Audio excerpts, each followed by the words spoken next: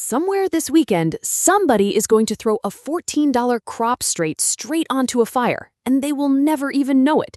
Because hidden inside an ordinary hardwood log, the kind people split for firewood, is one of the only foods you can grow at home with no soil, no garden, and no sunlight at all. So let's settle the big question before anything else. Can a $2 log really grow $300 of mushrooms? Honest answer, with the fine print attached, one single log will not do that. But a small stack of cheap logs, each costing only a couple dollars in spawn, can turn out a few $100s of mushrooms across a full year of harvests, off wood that was one match away from the burn pile. The number is real. It just does not work the way the title makes it sound. And the reason it works at all runs almost backwards from everything you think you know about growing food. I did not buy it at first either. I heard about it from a forester who kept bringing up a Cornell researcher named Steve Gabriel, who co-wrote a book on farming the woods. Gabriel and his team spent years at Cornell's Arnott Forest, working out how regular people, not big farms, could grow gourmet mushrooms on the same skinny logs that loggers usually leave on the ground to rot. One line from their research hooked me. A 6-inch tree cut up for firewood is worth maybe $10 or $15. That exact same tree cut into mushroom logs instead can return $25 to $50 per trunk. Same tree, same chainsaw, a completely different ending. So I went down the rabbit hole and almost immediately nearly wrecked it before I had even started. My first mistake was the wood itself. I grabbed a pine log because it was already lying in the yard. Rookie move. Softwoods like pine, cedar, and spruce are full of resins and oils that actively fight off fungi.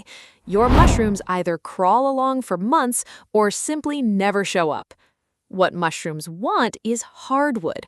Oak and sugar maple are the gold standard because they are dense, loaded with stored nutrients, and they hold their moisture long enough to feed the fungus for years. Beech does well. Birch does fine.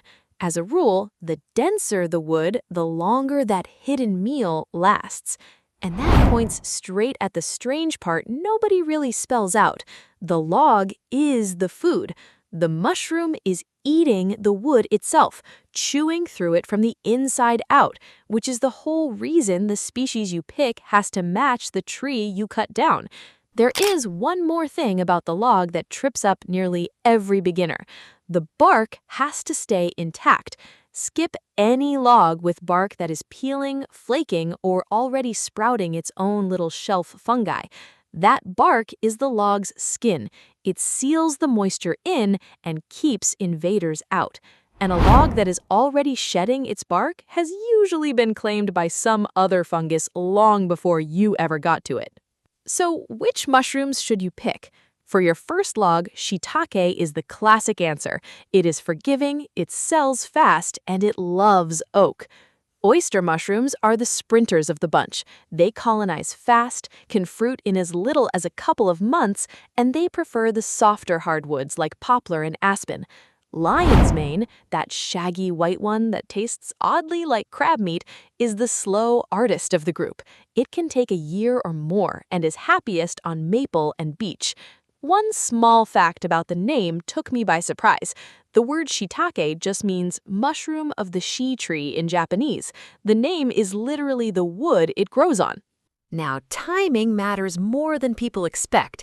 You want to cut your log in late winter or early spring before the buds open, while the tree's sap is still packed with sugars from the dormant season. That stored energy becomes the first meal for your fungus. But do not inoculate the moment you cut it. Freshly cut wood still has the living tree's defenses up, so most growers let the log rest for roughly 2 weeks.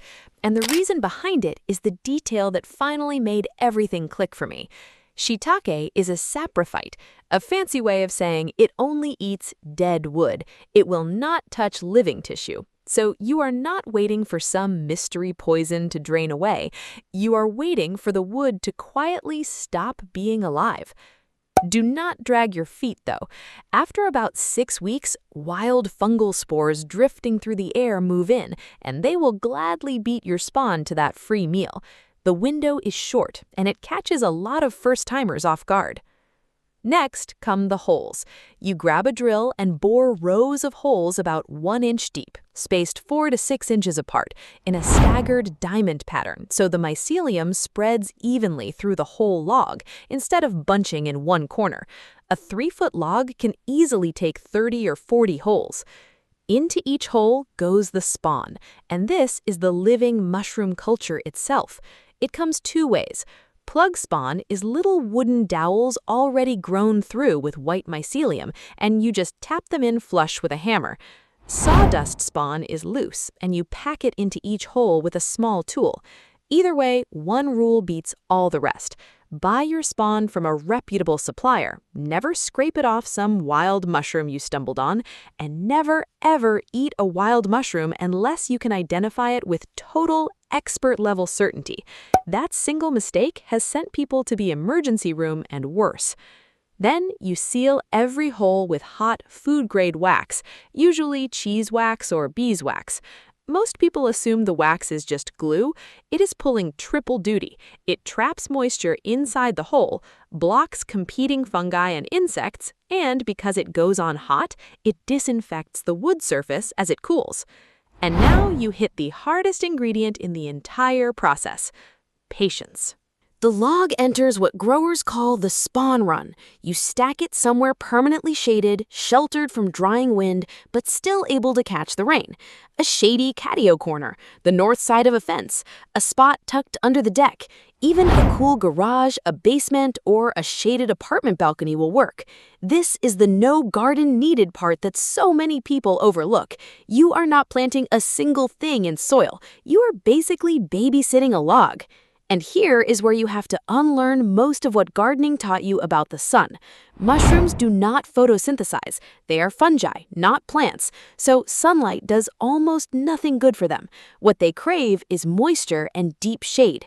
The fastest way to kill a beginner log is to leave it baking in full sun until it dries out and the mycelium inside slowly cooks. A splash of water through dry stretches matters far more than any sunny windowsill. For somewhere between 6 months and 2 years, that white mycelium eats its way through the log. You will start to spot pale, chalky patches blooming on the cut ends around the 6 to 12 month mark. That is your green light. Then it turns almost theatrical. Once the log is fully colonized, you can trick it into fruiting on command. You drop the whole log into cold water and leave it submerged for a full day and night. The log reads that sudden cold soak as a storm rolling in, panics a little, and decides it had better push out mushrooms now before the weather turns against it.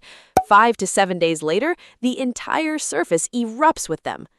That cold water shock is the line between hoping for mushrooms someday and putting them on a schedule. Soak a log, wait a week, harvest. Let it rest for 7 or 8 weeks, then soak it again.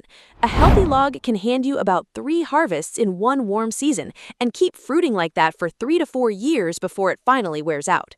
You harvest by slicing or gently twisting the mushrooms off while the cap edges are still curled under, just before they flatten out, which is when flavor and texture peak. Drop them into a paper bag or any breathable container in the fridge, and they will keep for up to a month. Do not freeze them fresh, or they slump into mush. One quick variation worth knowing: if you end up with fat rounds instead of long logs, stack them like a totem with spawn sandwiched between each layer and a cap log on top. It is a favorite move for oyster mushrooms on a balcony, since a stack holds moisture far better than a single log out in the open. So let me bring that money claim back to earth. One log gives you maybe 1 to 2 pounds of mushrooms over a season, or about half a pound each time you force a flush. At $8 to $16 a pound, that is real money, but it is modest. The $300 figure only shows up once you run a small rack, say 10 or 15 logs, staggered so different ones fruit at different times. Spread across a full year of flushes, that little stack of dead wood steadily piles up into a few $100s of fresh food, grown entirely from logs that were 1 weekend away from the fire. The thing that stuck with me in the end was never the money. It was walking past that shaded stack every morning, knowing the logs were alive in a way I could not see, slowly turning wood everyone else had written off into food, out of almost nothing, just dead wood, shade, and a little water. If this video is informative, then comment yes. That motivates us to produce more videos like this. A $2 log is never going to make you rich, but it will teach you something that is easy to forget. The most valuable thing in your entire yard might be the exact thing you were about to throw on the fire.